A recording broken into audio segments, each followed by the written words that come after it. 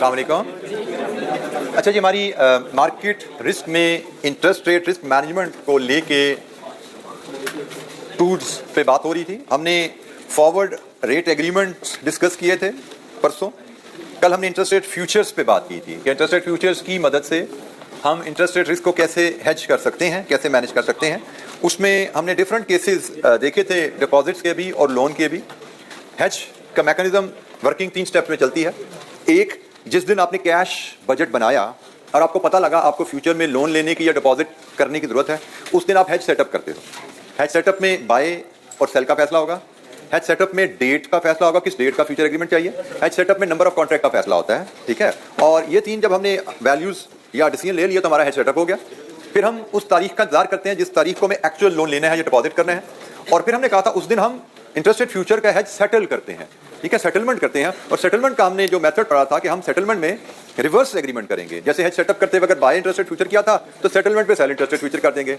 अगर हमने सेटअप करते हुए सेल इंटरेस्ट रेट फ्यूचर से हेज सेटअप किया था तो सेटलमेंट पे बाय करके रिवर्स करेंगे। और जब भी हम हेज इंटरेस्ट रेट फ्यूचर को सेटलमेंट करेंगे हमें फायदा या नुकसान आएगा, गेन या लॉस आएगा। और गेन या लॉस वो जो आएगा हमारा, वो हमारा एडजस्ट हो जाएगा हमारी एक्चुअल इंटरेस्ट कॉस्ट या इनकम में। जो हमने लोन या डिपॉजिट करना है वो हमेशा मार्केट से एक्चुअल रेट पे करना है और उसमें हम एडजस्ट कर लेते हैं इंटरेस्ट रेट फ्यूचर का गेन या लॉस, जिससे हमारे नेट रिजल्ट्स बनते हैं। तो ये कल हमने इंटरेस्ट रेट फ्यूचर की कहानी और उससे रिलेटेड डिस्कशन, कुछ एग्जांपल्स देखी थी हमने। कोई सवाल, एनी क्वेश्चन जी? कोई पूछना चाहते हो इंटरेस्ट रेट फ्यूचर रिलेटेड?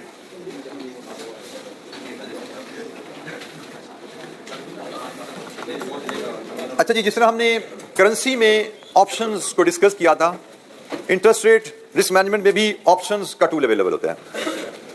अच्छा, अब ये ऑप्शंस की कहानी जो इधर किताब में हमारे अवेलेबल है ना, वो बड़ी अजीब सी, कुछ ट्विस्टेड सी कहानी है। वैसे बाकी कहानियां भी इतनी मजे की कोई नहीं थी, मुश्किल ही थी, लेकिन इसमें कुछ खराबियां हैं, इस कहानी में कुछ खराबियां हैं। अब मेरे लिए मजबूरी ये है कि क्योंकि मैं बीएफडी पढ़ाता हूँ, मैंने डिटेल में चीज़ों को देखा होता है, तो मुझे प्रिसाइजली पता है कि बारीकियां क्या हैं।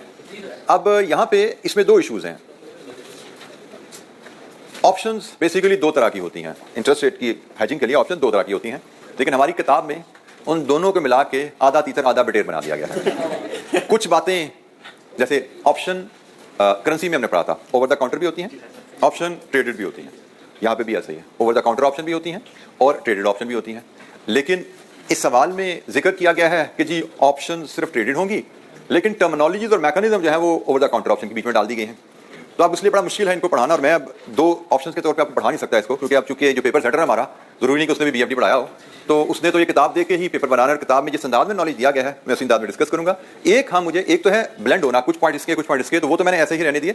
एक गलती थी, वो गलती मैंने अपनी नोट्स में ठीक कर ली भी है। आईकेएप की किताब में गलती थी, लेकिन मैं कोशिश करता हूँ मैं आपको थोड़ा सा इसको कम से कम पॉइंट्स में, लिमिटेड अल्फाज में आपको इसका नॉलेज दे सकूँ। अच्छा जी, जैसे सबसे पहले तो हम ऑप्शन का मतलब समझ लें। आप एफआरए करते हो, आप फ्यूचर करते हो, दोनों सूरतों में आपकी, हम लोन के रेफरेंस अगर डिस्कशन करें, डिपॉजिट के केस में भी ये डिस्कशन रेलेवेंट एप्लीकेबल है, लेकिन मैं बार बार लोन डिपॉजिट 2 टर्म्स की बजाय एक टर्म ही बोलूंगा। तो अगर मैं लोन के रेफरेंस से बात करूं, आप एफआरए से लोन को हेज करो, आप फ्यूचर से लोन को हेज करो, दोनों केसेस में हमारी इंटरेस्ट कॉस्ट लॉक हो जाती है। दोनों केसेस हमारी इंटरेस्ट कॉस्ट लॉक हो जाएगी। फॉर एग्जाम्पल, जैसे हमने पढ़ा था, अगर हमने एफआरए किया 6% पे और मार्केट में लोन हमें 7% पे मिल रहा है, तो हम मार्केट से 7% का लोन लेते हैं और 1% हम एफआरए सेटलमेंट बैंक से ले लेते हैं, हमारी कॉस्ट 6 पे आ जाती है। लेकिन हमने एफआरए किया 6% पे और मार्केट में लोन हमें 5% पे मिल गया, तो मार्केट से हम 5% लोन लेंगे, 1% एफआरए सेटलमेंट हम बैंक को दे देंगे, हमारी कॉस्ट फिर 6% पे है। यही सेम बात हमने फ्यूचर में सीखी थी कल। हमने फ्यूचर में एग्रीमेंट किया, लेट्स अज्यूम हमने 6% पे एग्रीमेंट किया, 94 प्राइस होगी, हमने उसके हिसाब से 6% पे एग्रीमेंट कर लिया। अब अगर मार्केट में रेट ऊपर चला जाएगा तो हमारी फ्यूचर की प्राइस नीचे आ जाएगी, मार्केट में रेट नीचे आएगा, फ्यूचर की प्राइस ऊपर चली जाएगी। तो मार्केट में रेट ऊपर जाने से, लोन का इंटरेस्ट रेट बढ़ने से अगर हमें नुकसान हुआ, ज्यादा इंटरेस्ट पे करना पड़ा, तो फ्यूचर में फायदा हो जाएगा, वो कंपनसेट हो जाएगा, हम वहीं के वहीं पहुंच जाते हैं वापस। और अगर मार्केट में इंटरेस्ट रेट गिरने से हमारी इंटरेस्ट कॉस्ट में हमें सेविंग मिली, तो फ्यूचर में हमें लॉस हो जाएगा, बात वहीं की वहीं खड़ी। ठीक है, तो आप एफआरए से हेज करो, आप फ्यूचर से हेज करो, आपकी कॉस्ट लॉक है। इन आइदर केस रेट ऊपर जा नीचे जा, आपकी कॉस्ट लॉक है। और ये फिर वही बात जो हमने करेंसी में भी डिस्कस की थी कि अभी लॉक हो गया, अगर तो रेट हमारे अगेंस्ट गया ना, फिर तो हम लॉक से खुश हैं। लेकिन अगर रेट हमारी फेवर में मूव हुआ, फॉर एग्जांपल मैंने लोन लेना है और मैंने 6% पे एग्रीमेंट एफआरए कर लिया, अगर तो मार्केट में लोन लेने के वक्त मुझे 7% पे 8% पे लोन मिल रहा है ना, देन आई एम हैप्पी कि मैंने एग्रीमेंट कर लिया था, मैं तो 6% इंटरेस्ट पे करूंगा, मेरी कॉस्ट तो 6% रहेगी, क्योंकि मुझे पता है मैंने 8% पे भी लोन लिया तो 2% एफआरए सेटलमेंट मुझे मिल जानी है, मेरी कॉस्ट 6 पे आएगी। आई एम हैप्पी कि मैंने एफआरए कर लिया। लेकिन अगर मार्केट में लोन 4% में मिल रहा है, then I have a regret, कि भी 4% बैंक को इंटरेस्ट देना पड़ रहा है और 2% एफआरए सेटलमेंट देनी पड़ी है, मेरी कॉस्ट तो 6 की 6 ही रहेगी यार। तो इसका हल वही जिसका करेंसी में था, ऑप्शन चले जाओ, यहां पे भी वही हल है, ऑप्शन ले लो। Option will give you right not an obligation. FRA कर लिया ना, ऑब्लिगेशन है, एफआरए सेटलमेंट लेन देन करनी है। फ्यूचर कर लिया, ऑब्लिगेशन है, गेन है लॉस है, दोनों आपके हैं। गेन हुआ तो भी आपका, लॉस हुआ तो भी आपका। फ्यूचर भी तकरीबन, फॉरवर्ड भी ऐसा ही है ना, फॉरवर्ड में एफआरए सेटलमेंट वसूल करना है था गेन, एफआरए सेटलमेंट पे करना है था लॉस। फ्यूचर में प्रॉफिट और लॉस अलग से कैलकुलेट करें तो वही बात है, प्रॉफिट है तो हमें मिलेगा, लॉस है तो हमें पे करना पड़ेगा। आपने एफआरए किया, आपने फ्यूचर किया, एग्री हेज किया, दोनों कंपलसरी हैं, प्रॉफिट है लॉस है आपका है, एफआरए सेटलमेंट देनी है लेनी आपकी है। ऑप्शन आपको फ्लेक्सिबिलिटी दे देती है कि भाई अगर तो फायदा है ना तुम्हारा तो ऑप्शन एक्सरसाइज कर लेना, अगर नुकसान है तो मट्टी डाल देना, छोड़ देना, ठीक है। तो लेकिन एफआरए में ऐसा नहीं था, फायदा नुकसान दोनों हमारे, फ्यूचर में फायदा नुकसान दोनों हमारे। ऑप्शन हमें ये फ्लेक्सिबिलिटी दे देगी कि भाई फायदा है तो ले लो, नुकसान है तो छोड़ देना। जैसे मैंने वो मुहावरा बोला था, मीठा मीठा हाप हाप, कड़वा कड़वा तू तू, ठीक है। तो ये वही बात यहाँ पे फिर ऑप्शन की बात आ गई। It gives grant buyer of the option the right but not an obligation to deal at an agreed interest rate at a future maturity date. Right है, ऑब्लिगेशन नहीं है। You have an option but मजबूरी नहीं है, आप चाहो तो agreed rate पे डील कर लेना। On the date of expiry of the option, the buyer must decide whether or not to exercise his right. अच्छा, ऑप्शन हेज में टर्म्स क्या यूज होती हैं? मैं अगर रिकॉल कराऊं, हमने एफआरए का इंटरेस्ट रेट हेज बनाया था। हमने वहां पे कहा था अगर आपने एफआरए से लोन को हेज करना है तो आप हेज सेटअप कैसे करते हो? बाय एफआरए से। आपने एफआरए से डिपॉजिट को हेज करना है तो हेज करते हो सेल एफआरए से। फिर हम कल फ्यूचर पे बात कर रहे थे, हमने कहा जी अगर फ्यूचर से आपने लोन को हेज करना है तो आप हेज सेटअप करते हो सेल फ्यूचर से, और रिवर्स एग्रीमेंट करोगे बाद में जाके सेटलमेंट पे बाय फ्यूचर।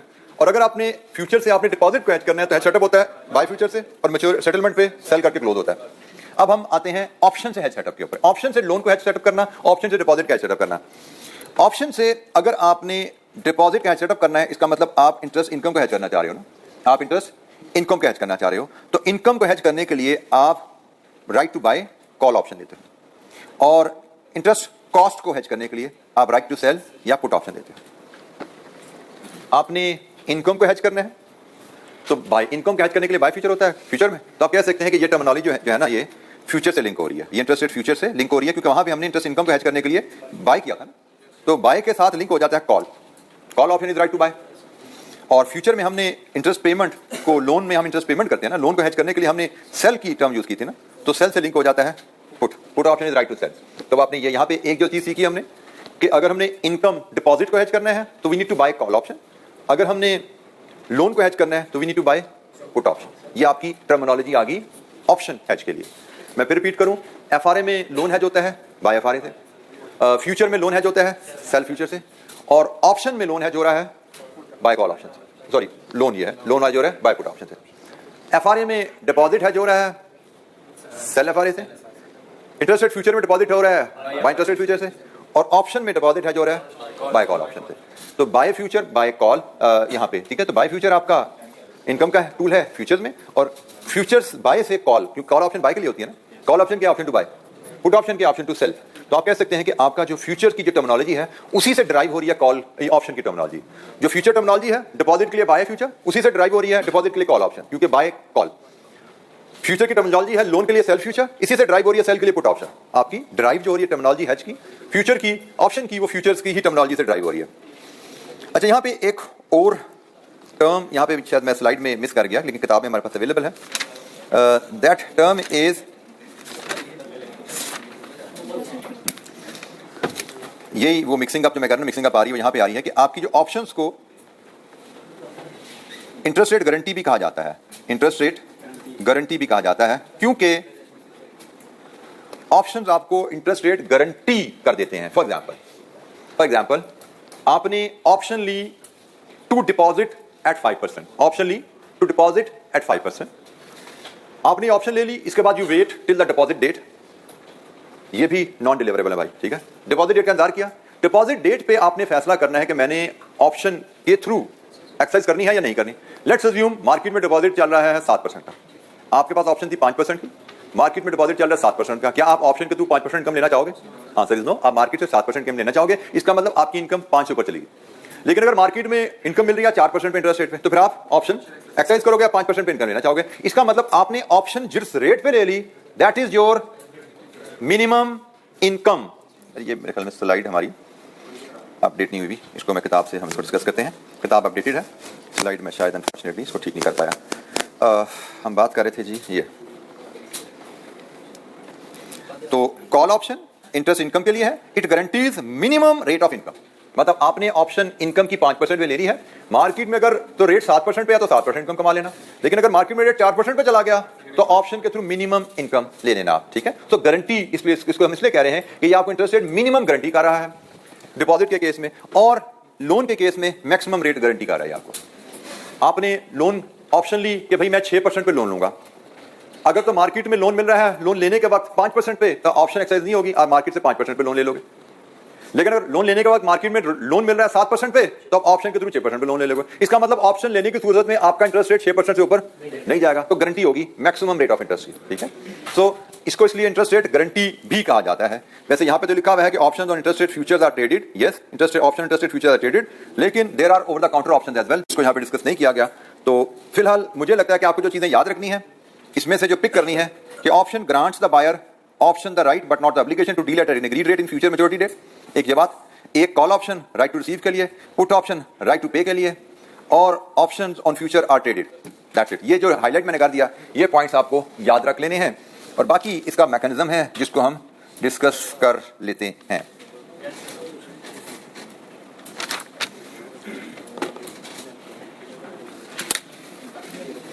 अच्छा जी, इसमें ऑप्शन के केस में अभी हम जैसे बात कर रहे थे कि से लोन की केस की बात करें, हमने ऑप्शन ली 6% पे लोन लेने की, हमने 6% पे लोन लेने की ऑप्शन ली, और जब लोन लेने का टाइम आया मार्केट में लोन था 8%, मार्केट में रेट चल रहा था 8%। मैंने जैसे आपको बोला कि हमें ये ऑप्शन एग्रीमेंट नॉन डिलीवरेबल है, हमने ऑप्शन के थ्रू 6% पे लोन लेने की ऑप्शन ली तो जरूर है, बट हमें ऑप्शन के थ्रू लोन मिलना नहीं, लोन हमने मार्केट से लेना है। तो हमारा दिल चाह रहा है हम 6% पे लोन लें, जिससे हमने ऑप्शन एग्रीमेंट प्रीमियम देके बाय किया है। हमारा दिल चाह रहा है उससे 6% पे लोन लें, बट ले सकते नहीं क्योंकि नॉन डिलीवरेबल है, लोन तो हमें मार्केट से 8% पे लेना है। तो इसकी हमें एग्रीमेंट का फायदा क्या, ऑप्शन एग्रीमेंट का? ऑप्शन एग्रीमेंट का फायदा यह है कि 2% जस्ट लाइक एफआरए सेटलमेंट हमें मिलेगा। जिससे हमने 6% की ऑप्शन ली थी ना, हम उससे कहेंगे भाई हमने 6% की ऑप्शन आपसे ली थी, हम इस ऑप्शन को एक्सरसाइज करना चाहते हैं। ऑप्शन एक्सरसाइज करने का मतलब क्या है, मार्केट से जाके लोन ले लो और मार्केट से रेट और ये ऑप्शन के रेट का फर्क जो है वो उस पार्टी से वसूल कर लो जिसको आपने प्रीमियम पे करके ऑप्शन ली थी, क्योंकि हमने डिस्कस किया है ऑप्शन के लिए आपको प्रीमियम देना पड़ता है, क्योंकि ऑप्शन गारंटी है ना। तो जो आपको ऑप्शन एग्रीमेंट दे रहा है, जो आपको गारंटी दे रहा है, उस गारंटी की फी आपसे लेता है, जिसको हम ऑप्शन प्रीमियम कहते हैं। तो आपको ऑप्शन जिससे आपने ली उस पार्टी को हम ऑप्शन राइटर कहते हैं। ऑप्शन खरीदने वाला जो प्रीमियम पे कर रहा है वो ऑप्शन होल्डर है, और ऑप्शन बेचने वाला जो ऑप्शन बेच रहा है, जो प्रीमियम वसूल कर रहा है, वो ऑप्शन राइटर है। तो इन द इवेंट जो मैंने डिस्कस किया 6% की ऑप्शन, मार्केट में लोन 8% मिला, तो आप ऑप्शन राइटर से 2% प्रीमियम 2% कंपनसेशन लोगे। एंड अगर आपने ऑप्शन लिया 6% पे, मार्केट से लोन मिल रहा है 5% पे, तो फिर तो आप ऑप्शन राइटर की शक्ल नहीं देखना चाहते, अपना रास्ता कि भाई आपसे कोई लेन देन नहीं हमारा, आपको प्रीमियम दे दिया था, आपकी कहानी खत्म, हमने 5% का लोन ले लिया है, हमें 6% की ऑप्शन एक्सरसाइज नहीं करनी। हम ऑप्शन तब एक्सरसाइज करते हैं जब हमने पेमेंट वसूल करनी हो पार्टी से। 6% की ऑप्शन थी, मार्केट से 8% का लोन मिला, हमने 2% लेने हैं उससे, हम उसके भाग के जाएंगे उसके बाद भाई 2% मुझे पे करो, मैंने आपको प्रीमियम दिया था उसके बदले 2% मुझे ये वापस करो, मुझे 2% एक्स्ट्रा पे लोन मिल गया। लेकिन अगर मार्केट में लोन कम पे मिल गया तो मुझे ऑप्शन राइटर ने गारंटी क्या दी थी 6% की, तो मार्केट में तो सस्ता मिल गया ना, तो मुझे फिर उसके बाद जाने की जरूरत नहीं है। मैं उसके बाद तब जाऊंगा ऑप्शन राइटर के पास जब मुझे गारंटी से ज्यादा रेट पे लोन मिलता है। अच्छा, ये हमारे पास एक छोटा सा डाटा अवेलेबल है, इसको रीड थ्रू करते हैं। A company intends to borrow $10 million in 4 months time for a period of 3 months, but is concerned about the volatility of dollar LIBOR rate. अच्छा, यहाँ पे एक पॉइंट जरा और नोट कीजिएगा, this also needs to be registered here. हमने जितने भी फ्यूचर के एफआरए का सवाल किया था ना, उसमें आता था company is concerned about rise of interest rate. Company ने लोन लेना है और कंपनी लोन के रेट इंटरेस्ट रेट बढ़ने से खौफजदा है। तो जब इंटरेस्ट रेट बढ़ने का डर है तो FRA is the best tool, future is the best tool, क्योंकि इंटरेस्ट रेट बढ़ना है और तो आपको लॉक करके ही प्रोटेक्शन मिल जाती है। ऑप्शन की तरफ आप जाते ही तब हो जब आपको पता ही नहीं इंटरेस्ट कहां जाना है, ऊपर भी जा सकते हैं नीचे भी जा सकते हैं। तो आप यहां पे किस लिए आते हो, कभी ऊपर जाएगा तो हम ऑप्शन एक्सरसाइज करके बचा लेंगे अपने आप को, नीचे आएगा तो ऑप्शन को छोड़ के फायदा उठा लेंगे। जैसे रेट 8 पे जाएगा तो 6% पे लोन ले लेंगे हम, रेट 5 पे चला गया तो 5 पे ले लेंगे, ठीक है। तो हम जहां पे वॉलेटिलिटी होती है वहां पे ऑप्शन हेज रिकमेंडेड है। यह भी एक एमसीक्यू छोटा सा बन सकता है कि किन हालात में ऑप्शन हेज सूटेबल है। तो ऑप्शन हेज सूटेबल है जहां पे आपको future movement of the price is uncertain. अगर future movement of the price is certain it is going to be reverse, तो फिर ऑप्शन की जरूरत नहीं है, एफआरए फ्यूचर बेहतरीन है, क्योंकि वो सस्ते भी है ना, उनकी कीमत नहीं पे करते, इसकी तो प्रीमियम देना पड़ता है। प्रीमियम हम तभी देंगे जब आपको फायदे की उम्मीद होगी ना, फ्यूचर में कुछ कमाने के लिए इन्वेस्टमेंट करेंगे। जब हमें उम्मीद ही नहीं कुछ कमाई की तो हमें प्रोटेक्शन ही चाहिए, तो एफआरए फ्यूचर काफी है। वॉलेटिलिटी है तो ऑप्शन सूट करता है हमें। तो बहरहाल उसे जी वॉलेटिलिटी की का डर है, इसलिए वो ऑप्शन की तरफ जाना चाह रहा है। 3 month US dollar LIBOR rate is currently 3.75 but might go up और डाउन इन नेक्स्ट 4 मंथ्स। जब हमने लोन लेना है 4 महीने तक, तब तक ऊपर नीचे कुछ भी हो सकता है। The company therefore takes out borrowers option, borrower की ऑप्शन लेती है, और बोरोअर की ऑप्शन होती है put option. Company takes borrower option with a strike price of 4% for a notional 3 month loan of 10 million. Notional का वर्ड यहां पे इसलिए हुआ कि नॉन डिलीवरेबल है, एक्चुअली तो लोन लेना नहीं हमने। सो 4% पे ऑप्शन ले ली 3 महीने के लोन की 10 मिलियन के प्रिंसिपल पे। अब होगा क्या, ऑप्शन लेने के बाद प्रीमियम आप पे कर दोगे and you will wait for the 4 months. उसने कहा जी option premium is equal to 2.5% per annum, ठीक है जी, पर एनम प्रीमियम है of the notional principal. For simplicity we shall suppose that company is able to borrow at dollar LIBOR rate, LIBOR rate पे borrow हो सकता है।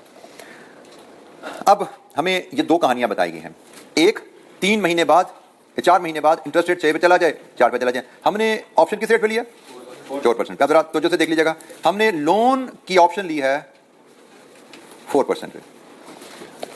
4 महीने बाद जब लोन लेने का वक्त आया, मार्केट में रेट 6% में। अब बताइए, do you want to exercise the option? Yes, option exercise करनी है। ऑप्शन एक्सरसाइज करने का मतलब मार्केट में रेट पे 6% है, तो हमें तो लोन तो 6% पे लेना है, लोन तो हमें 6% में मिलना है। लेकिन ऑप्शन एक्सरसाइज करने का मतलब क्या है, 6 और 4 का जो डिफरेंस है वो राइटर से वसूल कर लो। राइटर के पास जाओ, उससे कहो जी मुझे ऑप्शन एक्सरसाइज करनी है, मतलब क्या है कि मुझे इसका और इसका फर्क मुझे दे दें। आपने मुझे 4% की गारंटी दी थी, मुझे लोन 6% में मिला है। ऑप्शन राइटर आपको अपनी वो इनकम कंपनसेशन देगा। 0.5% प्रीमियम ऑप्शन का आपने पहले एडजस्ट किया हुआ है। As a result your net interest cost will be 4.5। अब जरा देखिएगा, अब मार्केट में रेट 6 पे हो, 7 पे हो, 8 पे हो, आपकी कॉस्ट 4 या 5 ऊपर जाएगी नहीं। जितना भी ये ऊपर जाता जाएगा उतनी ये बढ़ता जाएगा, रिकवरी आती जाएगी। रेट 7 पे गया, 7 - 4 3 की रिकवरी आ जाएगी। रेट 8 पे गया, 8 - 4 4 की रिकवरी आ जाएगी। यहाँ पे नेट 4 ही रहेगा। जो गारंटीड रेट है उससे ऊपर ये 2 का सम नहीं जाने वाला। हाँ, प्रीमियम जो पहले किया वो एडजस्ट करना पड़ेगा। टोटल कॉस्ट 4.5 है। लेकिन आपने गारंटी ली 4% की, लोन मिला 3% पे। अब आपको क्या ऑप्शन एक्सेस करने की जरूरत है? नो। तो कोई लेन देन नहीं करना राइटर से। हम राइटर से पैसे मिल रहे हो तो वसूल कर लेते हैं, पे करने नहीं जाना उसके बाद हमने, ठीक है, कोई लेन देन नहीं। हमने कहा 3% लोन मिल गया, आप कुछ हम अपने घर कुछ। 0.5 प्रीमियम दिया हुआ था, हमारी कॉस्ट 3.5 पे आ गई। अब फायदा क्या हुआ ऑप्शन का, रेट जितना मर्जी ऊपर चले जाए, हमारी ये मैक्सिमम इंटरेस्ट कॉस्ट है, इससे ऊपर नहीं जा सकती। रेट जितना नीचे आएगा सारा फायदा में आता जाएगा। ये 2.5 पे आ जाए, ये 2 पे आ जाए, हमारी कॉस्ट नीचे जाती जाएगी। This is the flexibility of the option. Adverse movement में हमें लॉक मिलती है कीमत, लेकिन फेवरेबल मूवमेंट में फायदा, जितनी फेवरेबल मूवमेंट है सारा फायदा हमारा है। राइटर को, राइटर ने शुरू में हमसे प्रीमियम वसूल किया। राइटर ने हमसे प्रीमियम वसूल करके हमें गारंटी दी है। तो ये बेसिकली उसने गारंटी की कीमत ली है। जैसे इंश्योरेंस कंपनी है ना, इंश्योरेंस कंपनी आपसे इंश्योरेंस प्रीमियम लेती है और गारंटी करती है भी आपका नुकसान हुआ तो हम भरेंगे। तो ये it is just like that. उसने प्रीमियम हमसे ले लिया था, उसने कहा था अगर आपको लोन 4% से ऊपर मिला तो फर्क हम भरेंगे। तो यहाँ पे यही हुआ, उसने हमने प्रीमियम लिया हुआ है, हमें 4% से 2% ऊपर लोन मिला, तो एज पर एग्रीमेंट उसने फर्क हमें देना है। लेकिन लोन जब 4% से नीचे मिला तो उसकी गारंटी, गाड़ी का एक्सीडेंट ही नहीं हुआ तो इंश्योरेंस किस चीज की भाई, ठीक है ना। ये तो एक्सीडेंट हो गया, नुकसान हो गया, नुकसान भरेगा वो। नुकसान हुआ ही नहीं जब, तो फिर भर्ती किस चीज की, ठीक है। हम प्रीमियम पहले दे चुके हैं, हम कीमत पहले दे चुके थे, हमने मजीद कुछ नहीं देना उसको। जी, एनी क्वेश्चन, कोई सवाल? अच्छा, जैसे मैंने आपसे डिस्कस किया, ये क्वेश्चन जो है, ये एक क्वेश्चन या पूरा टॉपिक एक मलगूबा है 2 ऑप्शंस का, एक ओवर द काउंटर का और एक एक्सचेंज में ट्रेडेड ऑप्शंस का। लेकिन बहरहाल मजबूरी है, क्या करें, हमने इसी तरह पढ़ना है इसका।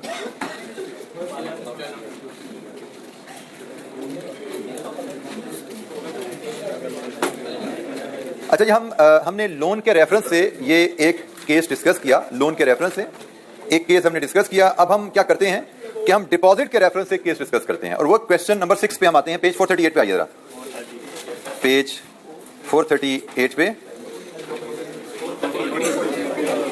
Sorry, question number 6, 448 question number 6 है। अच्छा जी, इसको मैं थोड़ा सा एक वर्ड इसमें बदलता हूं, और जो इसने यहां पे लिखा ना बोरो, इसको मैं डिपॉजिट कर देता हूं, ताकि ये केस हम एक लोन के एंगल से डिस्कशन होगी, डिपॉजिट के एंगल से हो जाए। तो best trading limited needs to deposit 20 million in 6 months time for a period of 4 months। The 4 month LIBOR rate is 3%, but might go up or down in the next 6 months. The depositors option, इसको हम borrower नहीं, depositors option लेते हैं। The depositors option is available at a premium of 0.2% per annum with a strike price of 3.35 with expiry date in 6 months. Assume that company is able to deposit at the US dollar LIBOR rate. Compute effective interest rate for Best Trading Limited if 3 months LIBOR rate is 3.9% at expiry, 3 month LIBOR rate is 3% at expiry. दोनों सूरतों में बताओ आपका effective interest rate क्या आएगा। इसमें word हम add कर देते हैं, effective rate, interest income rate, ठीक है जी। इफेक्टिव इंटरेस्ट इनकम का रेट हमारा क्या आएगा। हमने सबसे पहले आज की तारीख हमें बताई गई है कि नहीं बताएगी, डेट का जिक्र नहीं है, तो हमें आज की तारीख में हेज सेटअप करना है। और हेज सेटअप कैसे होगा, डिपॉजिट का है। डिपॉजिट का मतलब फ्यूचर की टर्मिनोलॉजी बाय का मतलब कॉल, ठीक है जी। बाय कॉल ऑप्शन से डिपॉजिट हेज सेटअप होता है, बाय कॉल ऑप्शन से डिपॉजिट हेज सेटअप होता है। और कॉल ऑप्शन ले रहे हैं हम किस रेट पे, 3.35 पे, 3.35% पे हमें कॉल ऑप्शन मिल गई। हमने 3.35% पे इन्वेस्टमेंट का राइट ले लिया बाय पेइंग प्रीमियम। कितना प्रीमियम, 0.2% पर एनम, रेट भी पर एनम है, ये भी पर एनम है, यह सेटअप हो गया। अब इंतजार किया जाएगा एक्चुअल डिपॉजिट के टाइम, जो क्या आफ्टर 6 मंथ। आफ्टर 6 मंथ्स हमें दो केसेस दिए गए हैं, एक ए और दूसरा बी। ए में लाइबोर आपका आ गया 3.9% और बी में आ गया 3%। लीजिए जी, आप जरा पहले 3.9 को डिस्कस कर लीजिए। जब मार्केट में लाइबोर 6 महीने बाद 3.9% पे है, तो आपकी एक्चुअल डिपॉजिट रेट क्या होगा, एक्चुअल डिपॉजिट रेट क्या होगा, 3.9%। जब मार्केट में इंटरेस्ट रेट 3.9% पे है, तो डिपॉजिट तो हमेशा एक्चुअल रेट पे ही किया जाता है, वो तो 3.9 पे जाएगा। दूसरा क्वेश्चन, क्या आप ऑप्शन एक्सरसाइज करके 3.35 पे डिपॉजिट रखवाना चाहते हो, नो। तो हम कहेंगे receive from writer nil, writer से कुछ लेना नहीं हमने, क्योंकि हम ऑप्शन एक्सरसाइज नहीं कर रहे। ऑप्शन तो हम तब एक्सरसाइज करेंगे जब हमने उसे कुछ लेना होगा। अभी तो हमने ऑप्शन एक्सरसाइज करनी नहीं है, क्योंकि हमें उसने गारंटी किया था 3.35 की मिनिमम इनकम, हमें तो मार्केट से 3.9 की मिल गई, तो हमें ऑप्शन एक्सरसाइज करने की जरूरत नहीं है, हमें राइटर से कुछ वसूल नहीं करना। लेकिन हम प्रीमियम तो ऑलरेडी पे किए बैठे हैं ना, 0.2%, ये लेस कर दो। तो लीजिए जी, ये आपकी इफेक्टिव इंटरेस्ट इनकम आ गई। इफेक्टिव इंटरेस्ट इनकम रेट आपका हुआ 3.7%। अगर मार्केट में रेट 3% है, तो भाई एक्चुअल डिपॉजिट किस रेट पे होगा, 3 पे, 3.35 पे। एक्चुअल डिपॉजिट 3% पे ही होना है, क्योंकि नॉन डिलीवरेबल है। हाँ, अब बताओ, do you wish to earn 3.35 और नॉट। यस, आप 3.35 की ऑप्शन एक्सरसाइज करना चाहोगे, क्योंकि आपको मार्केट से 3% पे इंटरेस्ट मिला। तो इसका मतलब क्या है, you have to receive from writer कितना, 0.35%। और ये 0.2% एज बिफोर, ये तो पे किया हुआ, इसका तो कुछ नहीं हो सकता। तो कितनी बनी इनकम, 3.15%। तो ये जनाब आपका ऑप्शन के थ्रू इंटरेस्ट इनकम, और हमने इससे पहले डिस्कशन की ऑप्शन के थ्रू इंटरेस्ट कॉस्ट। जी, एनी क्वेश्चन।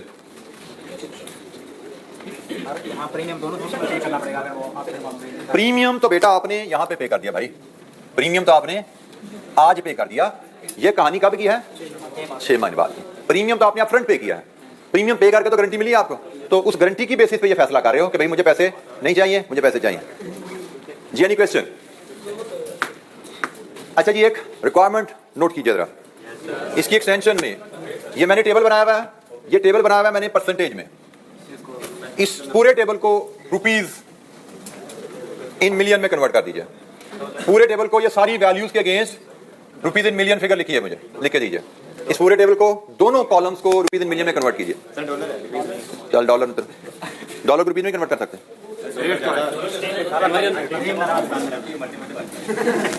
डॉलर कितने डॉलर है, 20 मिलियन, ठीक है जी। डॉलर इन मिलियन में कन्वर्ट कीजिए, इस टेबल को डॉलर इन मिलियन में कन्वर्ट कीजिए।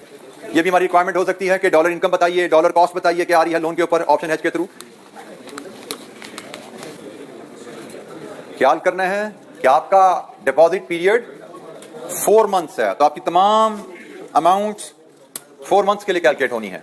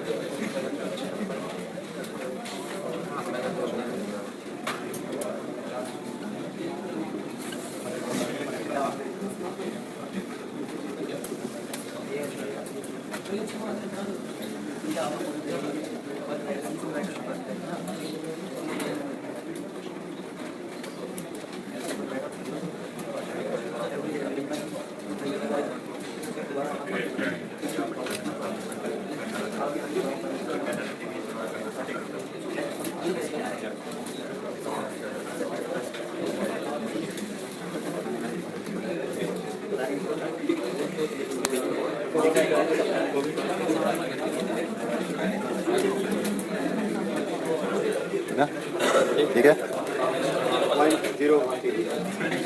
0133 ये बोला, ये 0.13 है, इसमें से माइनस करो क्या बचा 2,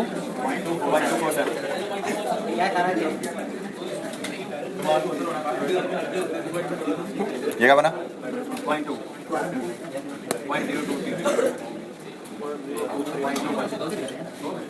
21, आगे भी तीसरा डेसिमल भी है 6, ये गलत हो रहा है, अच्छा माइनस हो रहा है, ठीक है 0.21, ठीक हो जी। ये आपकी अमाउंट्स मिलियन डॉलर में कन्वर्ट हो गए आपके सामने हैं। अगर आपसे डॉलर अमाउंट में वैल्यू में पूछा जाए डाटा तो ऑप्शन की वर्किंग कैसे है, आपसे रेट में पूछा जाए तो ऑप्शन की वर्किंग कैसे है जी। Any question?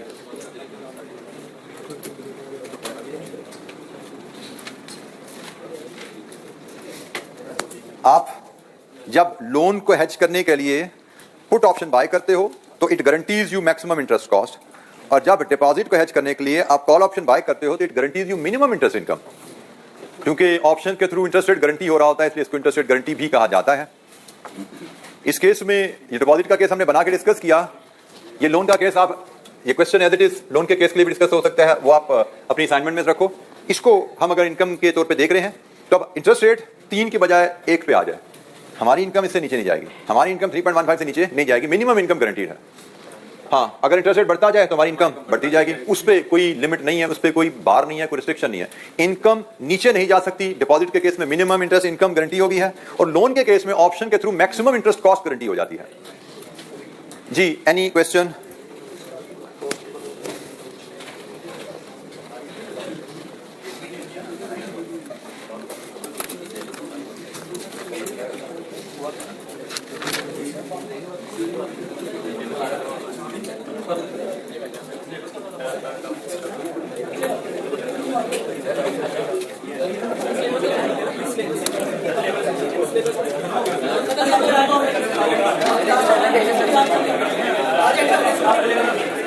क्या कह रहे हो? टेबल खत्म कर दें? करते हैं, सही बात करते हैं। आगे चल रहे हैं, आगे खत्म हो गया तो हो गया, ना हुआ तो ना थे। फिलहाल तो हम चल ही रहे हैं आगे। कल का लेक्चर आपको आज नहीं तो कल तो खत्म हो जाना है। नहीं चले, जो मुझे प्लान नजर आ रहा है थोड़ी सी ओवररन होगा, मे बी आधे पौने घंटे का कोई बात बच जाए, वो आपको कल मिल जाएगी ऑनलाइन में, ठीक है? तो कल खत्म हो जाएगा, लेकिन मेरा दिल चाह रहा है कि मंडे ट्यूसडे 2 दिन इस पूरे चैप्टर का ओवरव्यू दोबारा ले जाए। आपको ये छुट्टियां मिलेंगी, इन छुट्टियों में आप इसको अपनी तरफ से जितनी एफर्ट कर सकते हैं कर लीजिए, जो क्वेरीज आप ले सकते हैं लीजिए।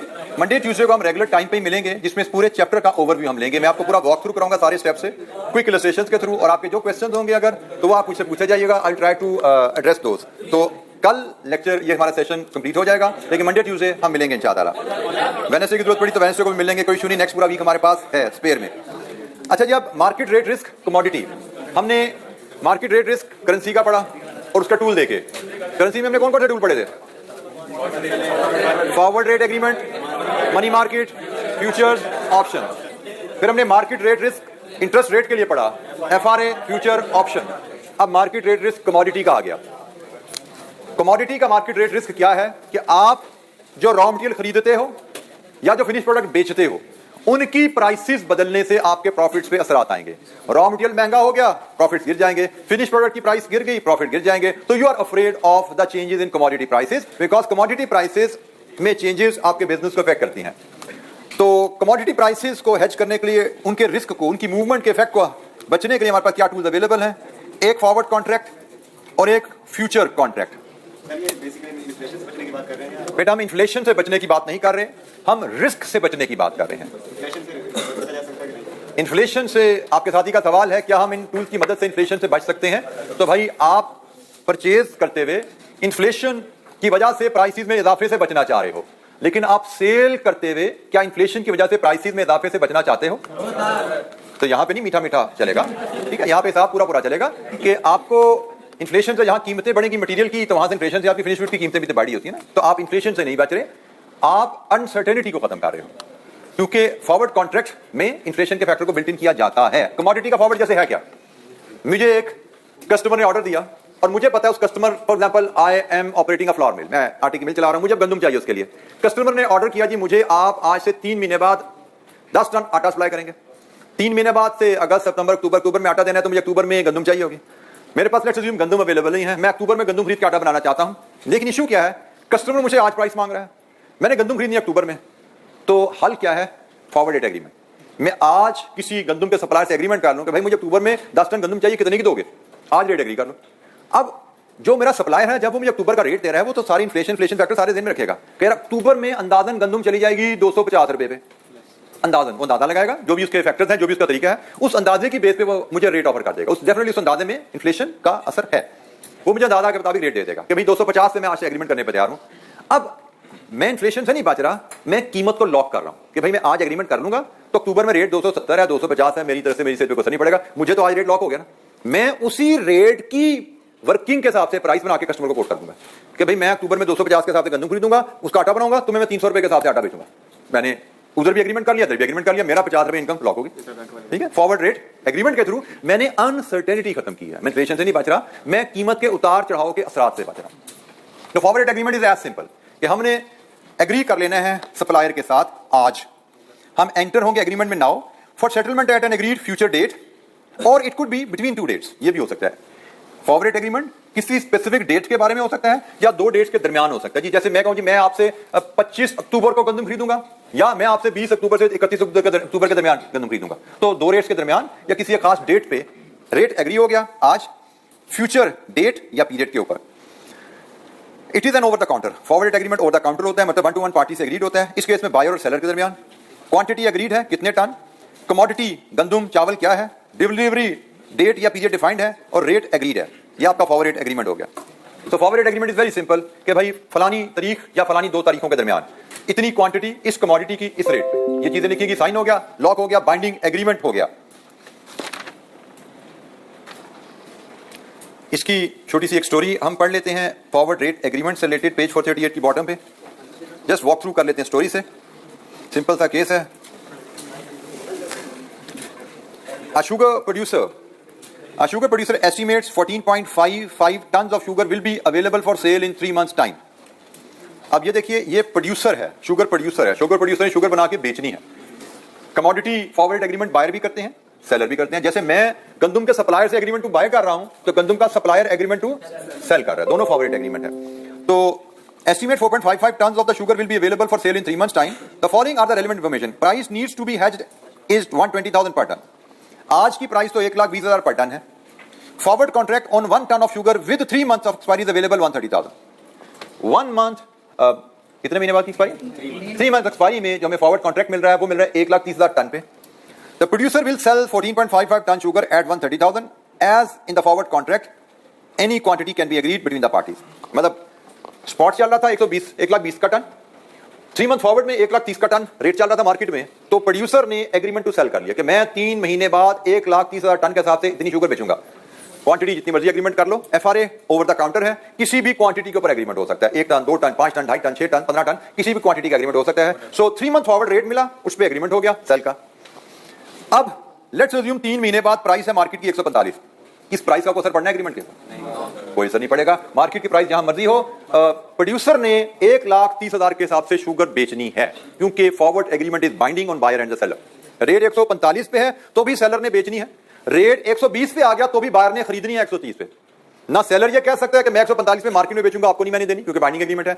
ना रेट 120 के आने की सूरत में बायर ये कह सकता है कि मैंने 120 पे मार्केट से लेनी, आपसे नहीं लेनी, मैं 130 की। Forward rate agreement binding agreements होते हैं।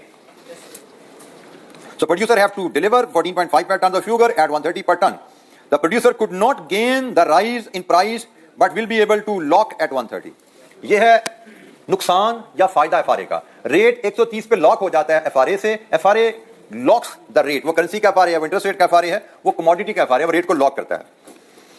हाँ, अगर वो रिस्क लेता, स्पेकुलेशन करता कि भाई हम वेट करेंगे, चीनी महंगी होगी तो फायदा उठाएंगे, तो फिर वो 145 का बेच सकता था, लेकिन जरूरी तो नहीं थी चीनी 145 पे जाती, चीनी कम भी हो सकती थी। वो तो रिस्क की बात है, आप रिस्क लेना चाहते हो या नहीं लेना चाहते। तो बिजनेसमैन नॉर्मली इस तरह की चीजों में जितना रिस्क कम हो जाए उतना बेहतर रहता है।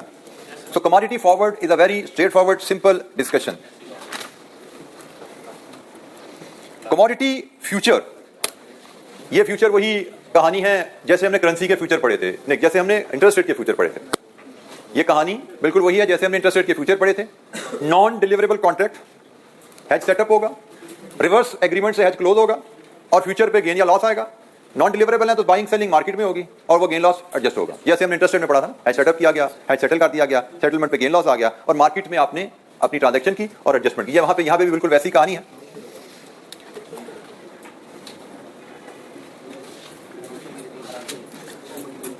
लेकिन फ्यूचर कॉन्ट्रैक्ट ट्रेडेड कॉन्ट्रैक्ट होते हैं, ये ओवर द काउंटर नहीं है, ठीक है जी। और ये स्टैंडर्डाइज कॉन्ट्रैक्ट होते हैं, इनमें वही कॉन्ट्रैक्ट साइज की कहानी बीच में आ जाती है।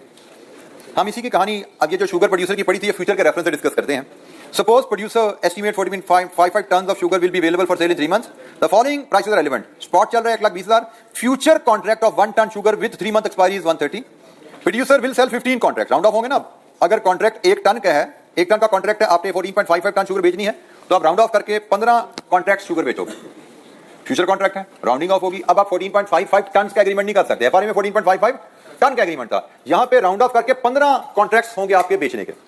तो आपने 15 कॉन्ट्रैक्ट्स किए 130 के हिसाब से, क्योंकि आपका स्टैंडर्ड कॉन्ट्रैक्ट साइज 1 टन है। After 3 months let's assume price of the sugar is 145 पर टन। शुगर हेज काम कैसे करेगा? आपने हेज पोजीशन ओपन की थी 1,30,000 पे, आप हेज पोजीशन क्लोज करोगे 1,45,000 पे, आपको 15,000 का लॉस हुआ। आपने 1,30,000 पे सेल एग्रीमेंट किया था, बाय आपने सेल शुगर फ्यूचर किया था, यहां पे बाय फ्यूचर शुगर करोगे स्पॉट पे, आपको बाय 145 सेल 130, 15,000 का नुकसान हो गया। इसके बाद आप क्या करेंगे? टोटल लॉस आपका 15 कॉन्ट्रैक्ट पे 2,25,000 का। ये आपका टोटल लॉस है, क्योंकि ये तो पर टन लॉस है ना। आपके तो 15 टन के कॉन्ट्रैक्ट थे, तो आपको टोटल लॉस 2,25,000 का है। अब थर्ड स्टेप, यहां पे ये फ्यूचर हेज सेटअप हो गया, ये फ्यूचर हेज क्लोज होकर गेन लॉस निकला है यहां तक। अब थर्ड स्टेप कि भाई आप मार्केट में जाओ, अपनी शुगर स्पॉट रेट पे बेच दो, कितने पैसे मिले, और ये जो लॉस था यहां से डिडक्ट कर दो, और आपकी नेट प्रोसीड्स आपकी आ गई। ये आपकी नेट प्रोसीड्स है, और ये आपकी कॉस्ट, आपकी प्राइस पर टन जो आपने रियलाइज की, ये आपकी प्राइस पर टन जो आपने रियलाइज की, विच इज ऑलमोस्ट 130। ये 130 पूरी नहीं है, ऑलमोस्ट 130 है। क्यों? Rounding off. कॉन्ट्रैक्ट में राउंडिंग ऑफ हुआ था ना 14.5 से 15, तो ये राउंडिंग ऑफ की वजह से आपको प्राइस 130 नहीं 129,536 मिली। ये कहानी है आपके फ्यूचर की, बिल्कुल जैसे मैंने कहा था इंटरेस्ट रेट फ्यूचर के अंदाज में। हेज सेटअप होगा, हेज क्लोज होगा, उसकी सेटलमेंट के थ्रू गेन लॉस निकलेगा, मार्केट में जो ट्रांजैक्शन है वो की जाएगी, और गेन लॉस उस मार्केट ट्रांजैक्शन में एडजस्ट करके आप पहुंचोगे नेट ट्रांजैक्शन के ऊपर। तो आपको 14.55 टन के बदले नेट इतने पैसे मिले, पर टन इतने पैसे मिले।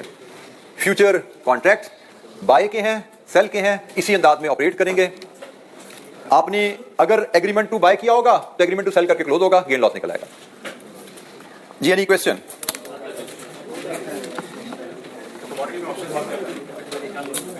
जी बेटा, कमोडिटी में ऑप्शंस अवेलेबल नहीं होती इन जनरल। कमोडिटी में options are not available, not in our discussion in CAP, not even in BFD. BFD में भी नहीं है हमारे पास, और यहां पे भी नहीं है हमारे पास। Commodity options are not under discussion. जी एनी क्वेश्चन?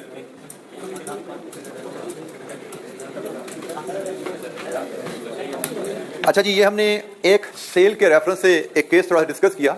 मैं एक एग्रीमेंट टू बाय के लिहाज से एक छोटा सा केस आपके सामने रखता हूं, मुझे उसकी वर्किंग आपने बना के देनी है। कल का काम कल, आज का काम आज। तो कहानी कुछ है, आज की तारीख है 26 जुलाई 2023।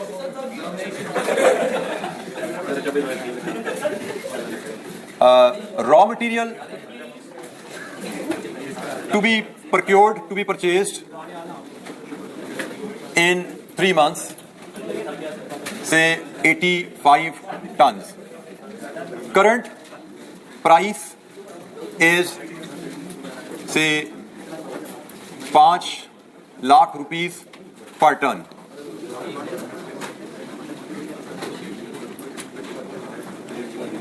Raw material future contract with expiry after 3 months and standard contract size 10 tons is available for 5,25,000 पर टन। सो ये कहानी है।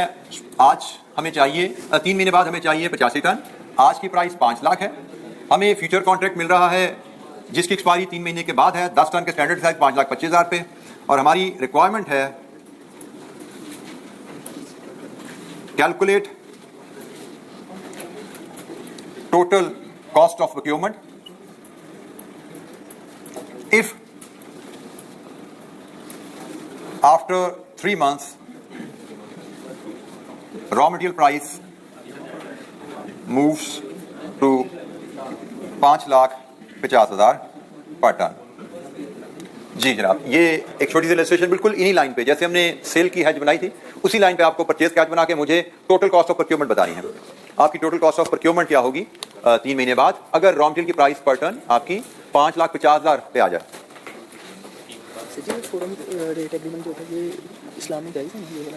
फॉरवर्ड रेट एग्रीमेंट इस्लाम में जायज़ है या नहीं? तो एग्रीमेंट टू बाय और सेल है, बिल्कुल अपैरेंटली इसमें मुझे कोई नजर नहीं आता कोई नुक्स। एग्रीमेंट टू बाय और सेल है और कमोडिटी का बाय और सेल एग्रीमेंट है, बट इसमें वो चीजें ख्याल रखना है कि कमोडिटी कौन सी होगी, फिजिकल आपके इख्तियार में हो, कंट्रोल में हो, जो मुराबा में टर्म्स पढ़ी थी ना हमने, वो सारी शराइत लगेंगी, तो कोई हर्ज नहीं है इसमें।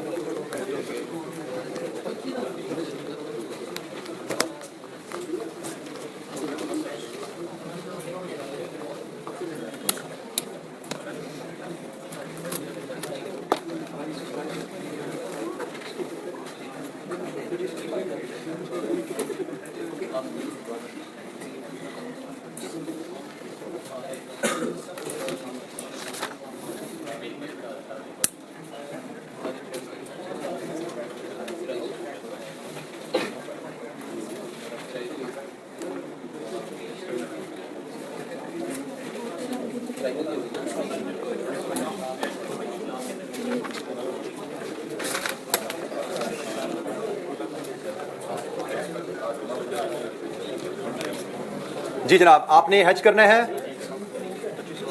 Cell raw material future contracts. कितने कॉन्ट्रैक्ट्स? 9। किस प्राइस पे? 5,25,000 पे।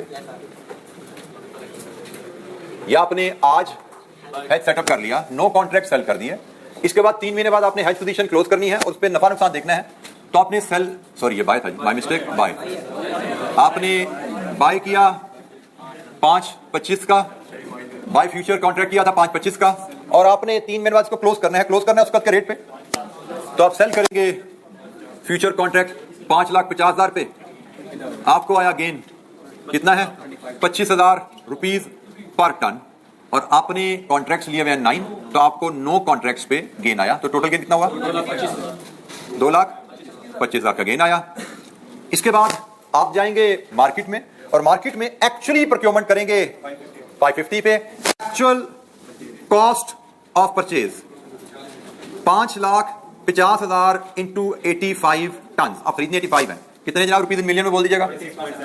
46.75 मिलियन, और इसमें ये कॉस्ट है, इसमें से गेन लेस कर देंगे। लेस गेन ऑन फ्यूचर्स 0.225, तो जनाब ये आपकी net purchase cost. Net purchase cost कितनी आई? 46.525। ये जी आपकी नेट परचेज कॉस्ट आ गई इस केस की। जी, हमने एक एग्जांपल डिस्कस की सेल के फ्यूचर की, कि हमने सेल को फ्यूचर से कैसे हेज करना है। एक एग्जांपल हमने डिस्कस की परचेज को हमने फ्यूचर से कैसे हेज करना है। Any question? किसकी बेटा? कमोडिटी की। बेटा कमोडिटी को मैंने आपको लिंक करवाया था कमोडिटी फ्यूचर को, कि जैसे हमने इंटरेस्ट रेट फ्यूचर डिस्कस किए थे, फ्यूचर हेज सेटअप किया जाएगा बाय सेल फ्यूचर से, फिर फ्यूचर हेज सेटलमेंट की जाएगी रिवर्स एग्रीमेंट से, और उस पर गेन या लॉस निकलेगा, और उसके बाद स्पॉट मार्केट में जो एक्चुअल रेट चल रहा है उस पर आपकी ट्रांजैक्शन होगी, और उस एक्चुअल ट्रांजैक्शन में ये गेन या लॉस एडजस्ट किया जाएगा। ये 3 स्टेप हमने इंटरेस्ट रेट फ्यूचर में भी डिस्कस किए थे, वही 3 स्टेप यहाँ पे कमोडिटी फ्यूचर में हम इस्तेमाल कर रहे हैं। ठीक है जी, ये आपका सेल का फ्यूचर है या परचेज का फ्यूचर है, दोनों केसेस में हमने सेम स्टेप्स की मदद से ही इन सवाल को हल किया। Any question? अच्छा जी, इसमें जो क्वेश्चन नंबर 7 है ना, that is your home assignment. Exactly वो भी सेल का क्वेश्चन है, क्वेश्चन नंबर 7 सेल का क्वेश्चन है, वो आपकी होम असाइनमेंट है। मैंने आपको एक एग्जांपल ऐड करवा के सेल और परचेज दोनों केसेस कवर करवा दिए हैं। ये क्वेश्चन आपकी होम असाइनमेंट में है, ये भी क्वेश्चन सेल का है। ठीक है जी, तो ये हमारी आज की कहानी यहाँ पे खत्म हुई, और आगे की कहानी मैंने आपसे शेयर कर ली कि हमारी डिस्कशन थोड़ी सी रह गई है। जो वो आपको कल वीडियो लेक्चर में अवेलेबल हो जाएगी। कल की डिस्कशन के बाद सिलेबस इंशाअल्लाह हमारा कवर होगा, लेकिन हम मिलेंगे मंडे को और शायद ट्यूसडे को भी, जरूरत पड़ी तो वेडनेसडे को भी। टारगेट हमारा होगा इस पूरे चैप्टर का ओवरव्यू। आपके पास 4 दिन है, थर्सडे, फ्राइडे, सैटरडे, संडे। इन 4 दिनों में अगर आप कोई और टॉपिक भी रिवाइज कर सको, उनका भी कोई इशू लेके आना चाहो मंडे, ट्यूसडे, वेडनेसडे में, नेक्स्ट वीक में, तो we can discuss that as well. But मेरा एजेंडा सिर्फ है मंडे ट्यूसडे में इस चैप्टर का ओवरव्यू देना, तमाम टूल्स के जो बेसिक्स हैं उनको दोबारा रिफ्रेश करना, उनके मैकेनिज्म को डिस्कस करना। जी बेटा हमने बाय किया इस प्राइस पे, सेल किया इस प्राइस पे, 25,000 का गेन आ गया। तो ये नो कॉन्ट्रैक्ट से मल्टीप्लाई किया? नहीं बेटा, मैंने गेन मुझे फ्यूचर्स पे आया है, गेन मुझे फ्यूचर्स पे है, तो मुझे फ्यूचर कॉन्ट्रैक्ट से मल्टीप्लाई करना है। सॉरी जी, माय मिस्टेक। आपका साथी बिल्कुल ठीक कह रहे हैं जी। मैं यहाँ पे रेक्टिफाई कर लीजिए वर्किंग। हमारे ये पर टन गेन है और हमारे पास 10 टन का कॉन्ट्रैक्ट है और 9 कॉन्ट्रैक्ट्स हैं, तो ये 1 0 और ऐड हो जाएगा। ठीक है जी, तो ये 2.25 मिलियन हो गया, 2.25 मिलियन हो गया, और ये आपका 44.50। बिल्कुल ठीक है जी। तो ये हमारी नेट परचेज कॉस्ट आ गई। अच्छा खासा 2 मिलियन का नुकसान होने लगा था हमें जी। Any question? हमें पर टन इंटू 10 करें, पर contract into 9 contract. Thank you very much. अस्सलाम वालेकुम। अल्लाह।